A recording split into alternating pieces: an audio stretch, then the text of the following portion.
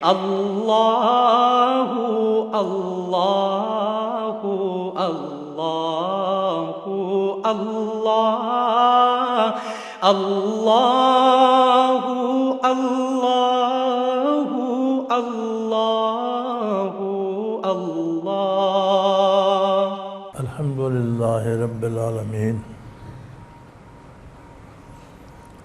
والصلاة والسلام علی حبیبہ محمد وآلہ وصحبہ اجمعین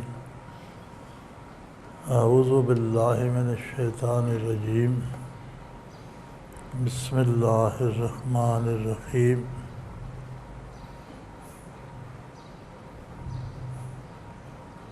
والعصر ان الانسان لفی خسر الا الذین آمنوا وعملوا الصالحات وتواصوا بالحق وتواصوا بالصبر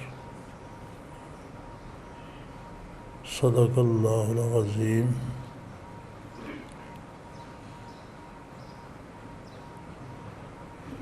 مولاي صل وسلم دائما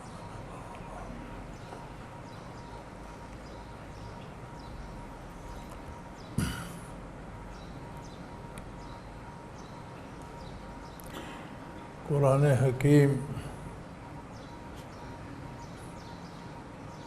انسانی زندگی کی مختلف جہتوں اور مختلف پہلوؤں پہ بحث کر کے انسان کو سمجھانے والی کتاب ہے۔ قرآن حکیم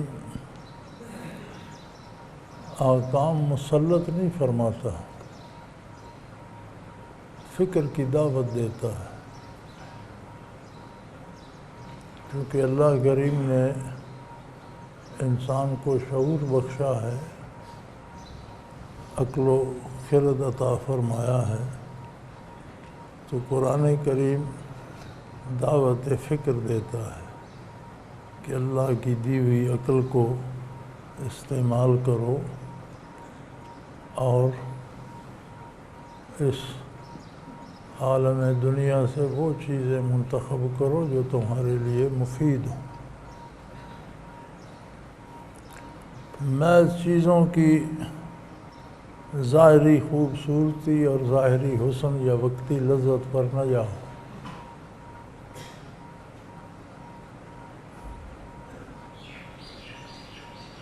بعض اوقات بڑے اچھے لذیذ پھل، بڑے اچھے لذیذ کھانے صحت کے لیے مفید ہوتے ہیں، بعض اوقات بڑی تلخ اور کڑوی دمائیں کھانا پڑتی ہیں۔ جو مقصد محض ذائقہ یا ٹیسٹ لینا نہیں ہے، مقصد حیات کو قائم رکھنا ہے۔ تو کبھی کوئی میٹھا پھل صحت کے لیے ضروری ہوتا ہے اور کبھی کوئی تلخ دوا کھانا پڑتی ہے۔ تو قرآن کریم بھی دعوت فکر دیتا ہے کہ اس دنیا میں آنے کا مقصد حصول آخرت ہے۔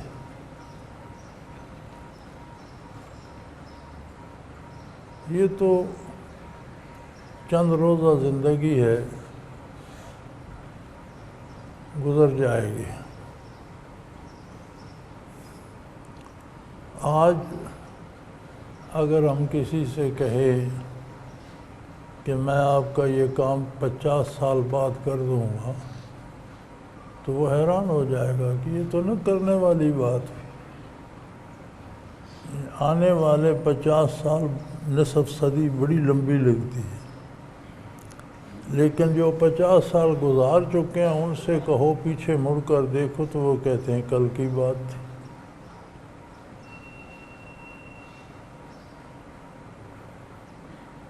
جو 80 سال عمریں گزار چکے ہیں ان سے پوچھو تو وہ کہتے ہیں کل تو ہم بچے تھے یار، یہ تو ساری کل کی بات ہے۔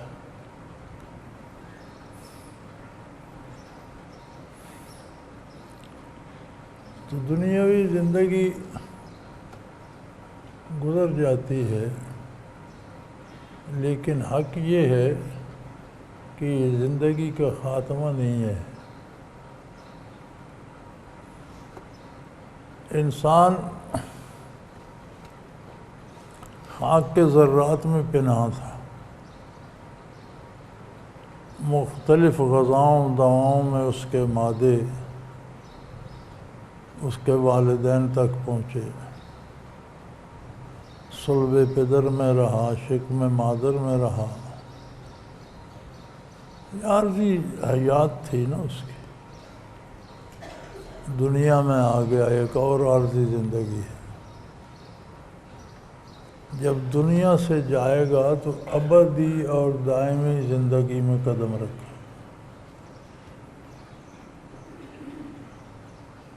موت کو سمجھا ہے غافل، اختتام زندگی ہے یہ شام زندگی، صبح دوام زندگی۔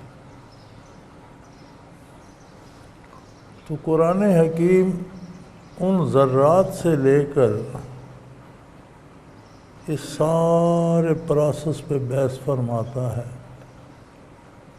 اور انسان کو دعوت فکر دیتا ہے کہ نتیجہ نکال کر دیکھو۔ پھر قرآن حکیم دنیا کے تمام کرداروں کو زیر بحث لاتا ہے، اور اللہ کا اتنا احسان ہے کہ اس کی کتاب ان کے اخروی نتائج پہ بحث کرتی ہے کہ کس عمل کا نتیجہ آخرت میں کیا ہوگا، ابدی زندگی میں کیا ہوگا، دائمی زندگی میں کیا ہوگا۔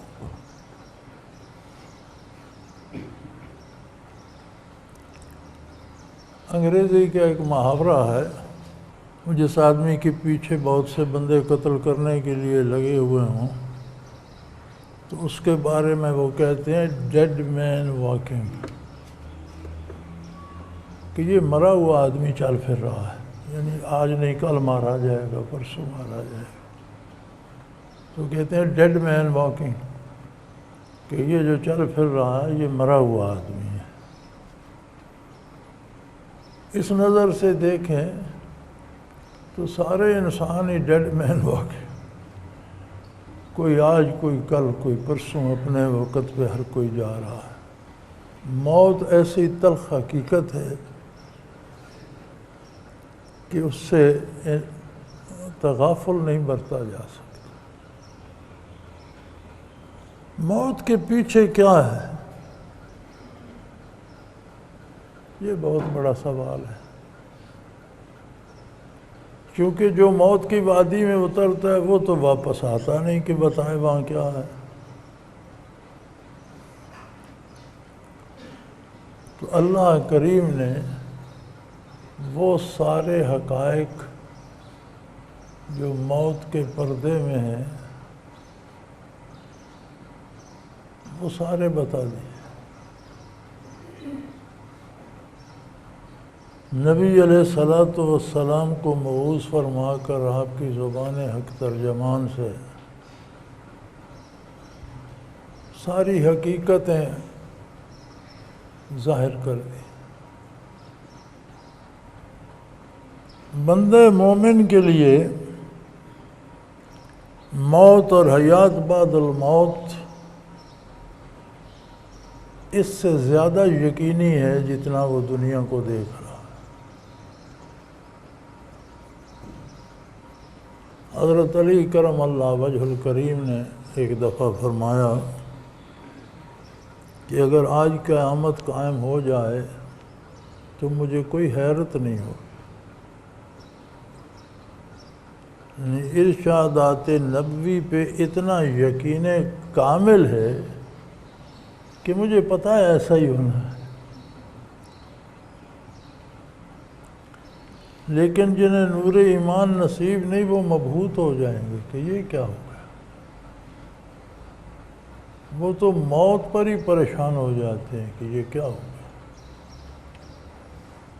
تو دعوت فکر دی ہے کتاب اللہ نے والعصر کہہ کر، کہ زمانہ جو بیت رہا ہے، شب و روز جو گزر رہے ہیں، ان پر غور کرو، یہ کیا شہادت دے رہے ہیں، کیا بتا رہے ہیں؟ ان الانسان لفی خسر، یقیناً انسان خسارے میں جا رہا ہے۔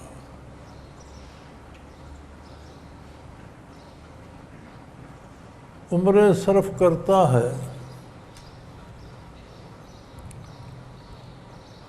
آج کل کے ماحول میں بھی دیکھ لیں، عمریں صرف کر کے بندوں نے ایک پلاٹ خریدا، پھر اس پہ گھر بنایا۔ ابھی اس میں سفیدیاں ہو رہی تھی کہ بابا جی کا وقت رخصت آ گیا، پیچھے بچے رہ گئے، وہ کہتے ہیں ہم 5-6 ہیں، سارے تو اس گھر میں نہیں رہ سے، بیچو اور اپنا اپنا حصہ لے لو۔ ساری عمر کا جو جمع پونجی بابا جی نے لگائی تھی وہ سر عام نیلام ہو گیا۔ ایسا ہی نہیں ہوتا تو کیا کمایا؟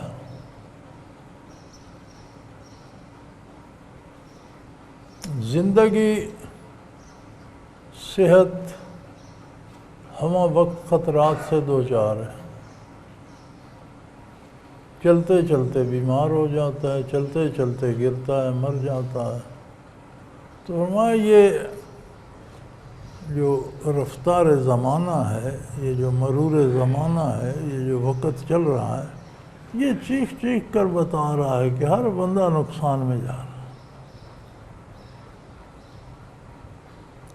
اگر کوئی حکمران ہے تو بھی ہر لمحہ اسے موت کے قریب لے جا رہا ہے، کوئی طاقتور ہے تو اس کا سفر کمزوری کی طرف ہے، کوئی دانشور ہے تو اس کی عقل بھی مختل ہو جائے گی۔ انسان لمحہ بہ لمحہ کھو رہا ہے۔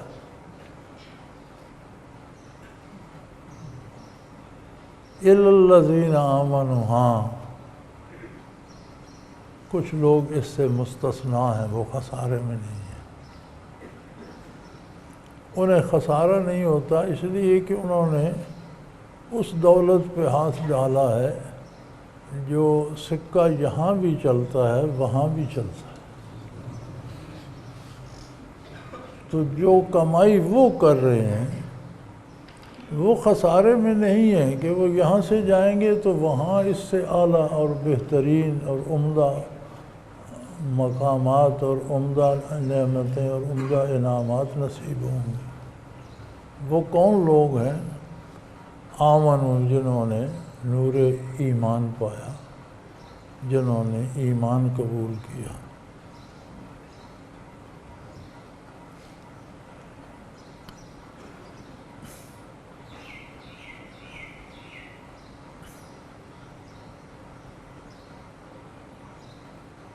یہ بات تو طے ہو گئی کہ صرف کارگاہ حیات میں صرف مومن ایک ایسی ہستی ہے جو کسی نقصان میں نہیں ہے، اس کی حیات بھی منافع بخش ہے، اس کی موت اس سے زیادہ حیات آفری ہے۔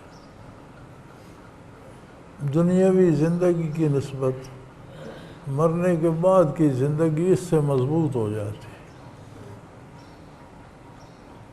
لیکن ایمان ہے کیا؟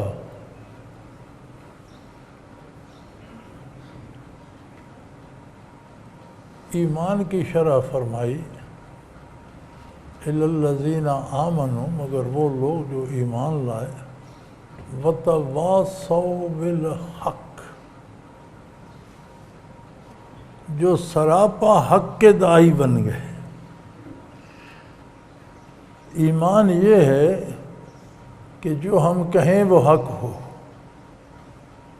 جو ہم کریں وہ حق ہو۔ ایمان نرے دعوے کا نام نہیں ہے۔ حضرت رحمۃ اللہ تعالیٰ علیہ فرمایا کرتے تھے کہ میں مسلمان ہوں، میں مومن ہوں، یہ ایک دعویٰ ہے۔ دعویٰ اپنے گواہوں سے ثابت ہوتا ہے۔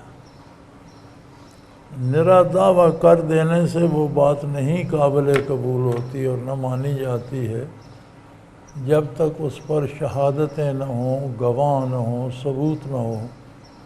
تو حضرت فرمایا کرتے تھے کہ کردار جو ہے وہ گواہ ہے، اعمال گواہ ہیں اس بات کے کہ یہ مومن ہے۔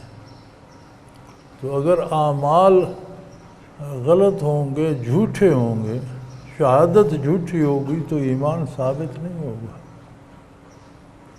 قرآن حکیم نے بھی فرمایا وَتَوَاصَوْا بِالْحَقِّ، یعنی وہ حق کے داعی بن جائیں، ان کا کردار ایسا ہو جو دوسروں کے لیے بھی دعوت حق کا کام کرتا ہو۔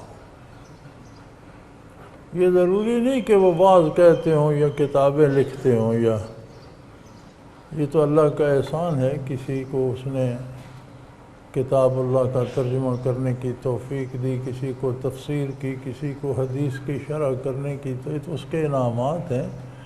ہر بندہ مومن جو ہے وہ داعی حق ہے، بشرطے کہ اس کا کردار حضور کے ارشادات کے تابع۔ یہ ایمان کی، عقیدے کی تعریف ہے۔ وَتَوَاصَوْا بِالْحَقِّ وَتَوَاصَوْا بِالصَّبْرِ، اور وہ داعی صبر ہو، دعوت صبر دیتا ہو۔ صبر کیا ہے؟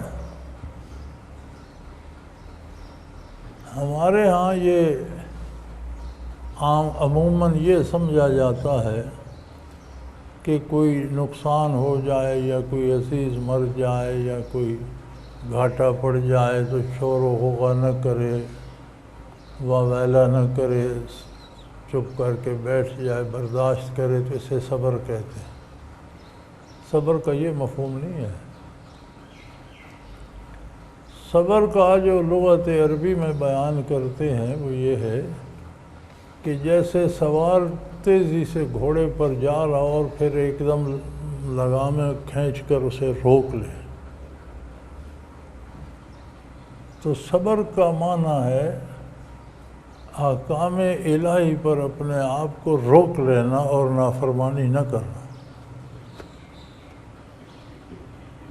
تو اگر نقصان ہو جائے تو انا للہ و انا الیہ راجعون کہہ کر حوصلہ کر جانا، یہ بھی اطاعت الہی ہے، اس لیے اسے صبر کہتے ہیں۔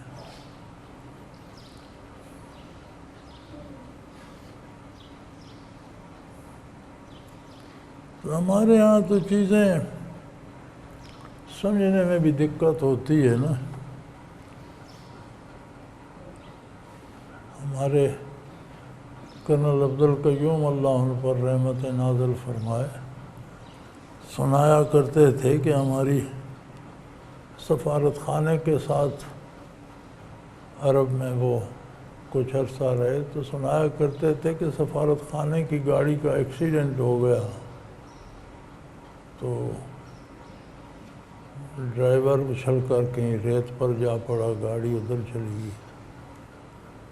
تو ہمیں اطلاع ملی تو ہم سفارت خانے سے بھاگتے دوڑتے گئے، تو وہ بے حس حرکت ریت پہ پڑا ہوا تھا۔ اٹھا کر ایمبولینس میں ڈالا اور ہسپتال لائے، تو سر سے پاؤں تک ڈاکٹر نے سارا ٹیسٹ کیا تو اسے کچھ بھی نہیں ہوا تھا، بچ گیا تھا۔ وہ گاڑی کو ٹکر لگی، وہ کہیں کھڑکی کھل گئی، وہ اچھل کر ریت پر گر گیا ٹھیک ٹھاک۔ تو ڈاکٹر نے کہا یہ تو ٹھیک ٹھاک ہے، تو اٹھ بیٹھ۔ تو فرماتے تھے میں نے کہا تو مردہ کیوں بنا ہوا تھا جب تجھے ہوا کچھ نہیں؟ تو عربوں کی یہ اچھی عادت ہے کہ کوئی نقصان ہوتا ہے تو انا للہ و انا الیہ راجعون پڑھتے ہیں۔ تو جو بھی ایکسیڈنٹ دیکھتا وہ یہ آیت پڑھتا، تو اس نے کہا جو آتا تھا وہ انا للہ پڑھتا تھا، تو میں نے سمجھا میں مر گیا ہوں۔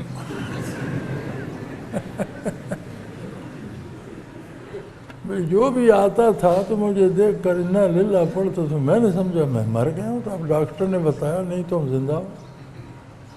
تو ہم مفہوم کو اس طرح سے سمجھتے ہیں۔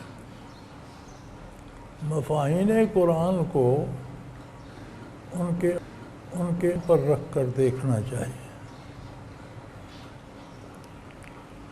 وتواصوا بالحق، حق کی تبلیغ کرتے ہیں، حق بتاتے ہیں، حق بیان کرتے ہیں، یہ معنی درست ہے، لیکن مفہوم اس کا حقیقی یہ ہے کہ ان کی زندگی دعوت الی الحق ہوتی،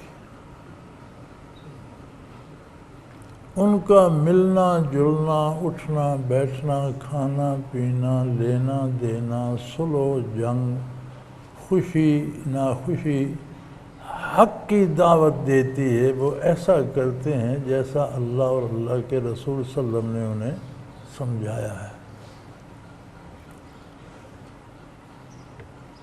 اور ان کا کردار وتواصوا بالصبر دعوت صبر دیتا ہے کہ گناہ کتنا بھی رنگین ہو، کتنا بھی لذیذ ہو، اس سے اپنے آپ کو روک لو، اپنی باگ کھینچ لو، اپنے نفس کی باگ کھینچ لو۔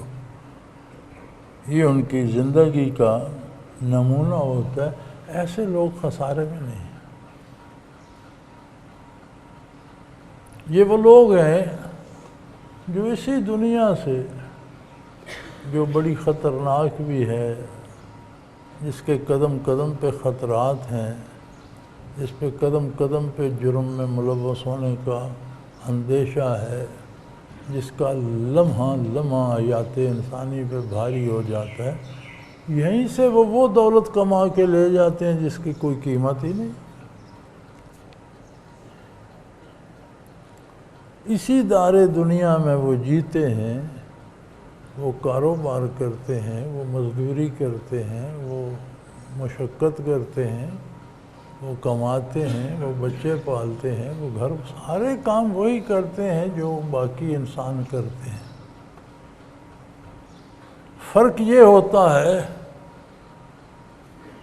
کہ وہ اللہ اللہ کے رسول پر ایمان لا کر اطاعت الہی اور اتباع پیغمبر کی حدود کے اندر رہ کر کرتے۔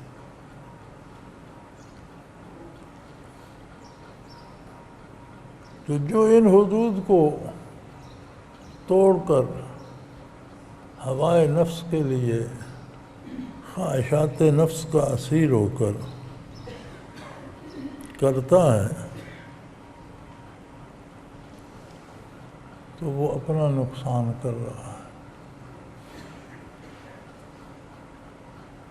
اللہ کریم کا تو کچھ نہیں بگڑتا،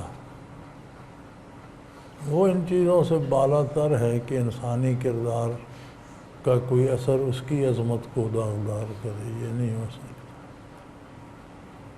ساری دنیا ولی ہو جائے تو اس کی شان بڑھ نہیں جاتی، خدا نہ کرے سارے ہی کافر ہو جائیں تو اس کی شان کم نہیں ہوتی، وہ متاثر نہیں ہوتا دنیا سے۔ لوگ جو کچھ کرتے ہیں وہ اپنے لیے، ان کے اپنے اوپر لوٹتا ہے۔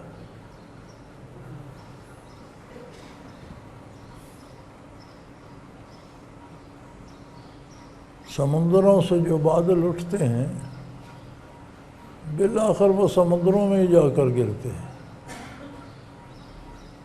بارشیں بنے، برفیں بنے، ندی نالے بنے، دریا بنے، وہ بالآخر سمندر ہی میں جا کر گرتے ہیں۔ انسان کا کردار بھی سمندر سے اٹھنے والی بھاپ ہے، کتنی صورتیں اختیار کر لے، بالآخر انسان ہی کے دامن میں آ کر پہنچتا ہے۔ صحیح ہوگا تو اس خسارے کے بازار میں رہ کر بھی اس نے کمائی کر لی، اور اگر اللہ کے رسول صلی اللہ علیہ وسلم کے اتباع سے خالی ہوگا، اپنے لیے مصیبتیں پیدا کر۔ کتنا پانی ہوتا ہے سمندر میں، کہتے ہیں 3 حصے سمندر ہے اور 1 حصہ خشکی ہے۔ اتنا بڑا پانی ہے، پینے کے لیے 1 گھونٹ نہیں ہے۔ زمین کی نسبت 3 گنا بڑا پانی ہے۔ میلوں گہرا، اس میں پینے کے لیے گھونٹ نہیں ہے، کیوں؟ وہ اپنے اس سائیکل میں جب واپس آ رہا ہوتا ہے تو رطب و یابس ہر طرح کے نمکیات ساتھ لے کر آتا ہے، جہاں کھڑا ہوتا ہے وہاں جتنے نمکیات ہیں اس میں حل ہو جاتے، وہ کڑوا ہو جاتا، وہی بادل بنتا ہے، برستا ہے، میٹھا ہوتا ہے، چشمے میٹھے ہوتے ہیں، ندیاں میٹھی ہوتی ہیں، دریا میٹھے ہوتے ہیں، پانی ایک ہی ہے۔ تو جس نے اتباع رسالت پناہی علی صاحب الصلاۃ والسلام اختیار کیا وہ چشمہ آب حیات بن گیا، اور جس نے سب رطب و یابس سمیٹا وہ پھر سمندر کا حصہ بنا، تلخ ہو گیا، کڑوا ہو گیا۔ تو اللہ کی کتاب دعوت فکر دیتی ہے، مشورہ دیتی ہے، جبراً کسی پر دین نہ مسلط کرتی ہے نہ مسلط کرنے کی اجازت دیتی ہے۔ ہر انسان کو بنیادی طور پر دو حق دیتا ہے اللہ کریم۔ ایک حق ہے اس کا زندہ رہنے کا، زندگی وہ لے سکتا ہے جس نے دی ہے، جو دے نہیں سکتا وہ لے بھی نہیں سکتا۔ کوئی جہاد میں مارا جائے گا یا کوئی عدالت سے سزا پائے گا تو اللہ کے حکم کے مطابق۔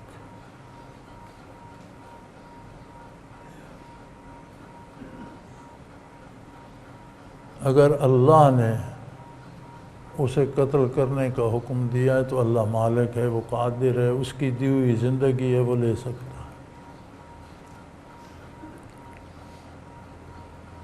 تو شریعت کے مطابق قاضی سزا دے سکتا ہے، مجاہد جہاد میں اس کی حدود و قیود بھی رسول اللہ صلی اللہ علیہ وسلم نے فرمایا، نہیں قتل عام نہیں ہوتا۔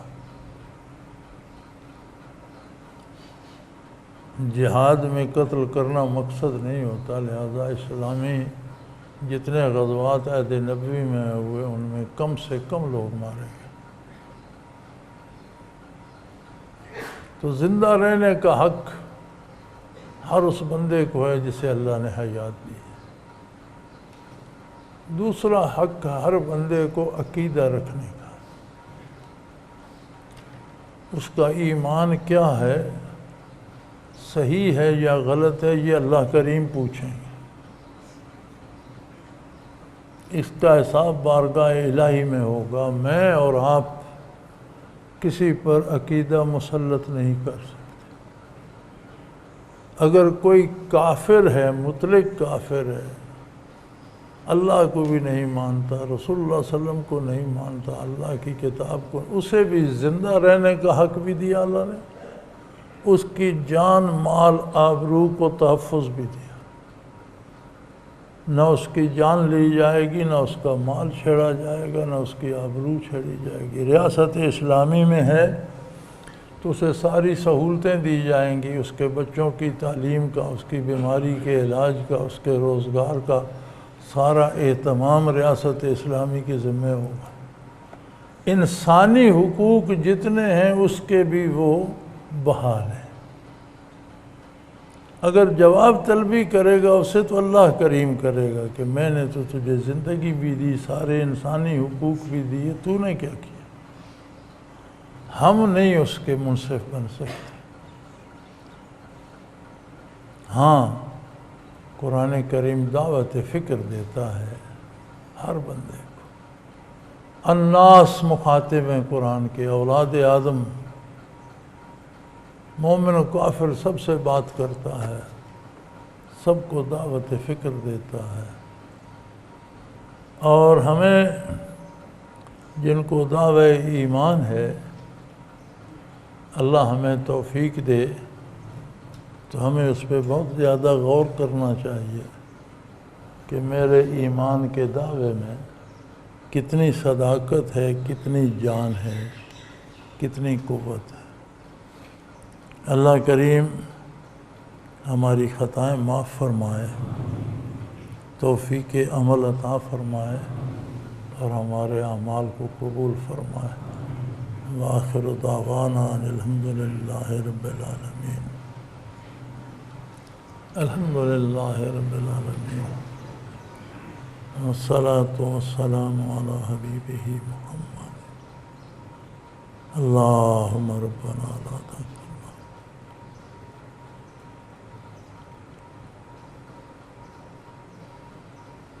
اللہم انصر الاسلام